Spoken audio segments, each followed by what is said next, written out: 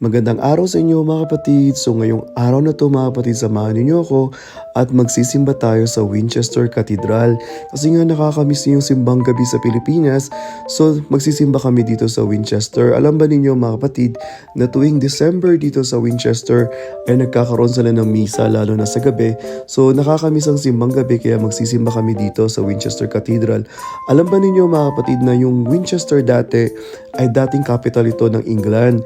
At alam niyo na si King Arthur ay dito siya matatagpuan sa Winchester. 'Di ba? Ang bongga-bongga, magsisimba kami kung saan nagsisimba si King Arthur.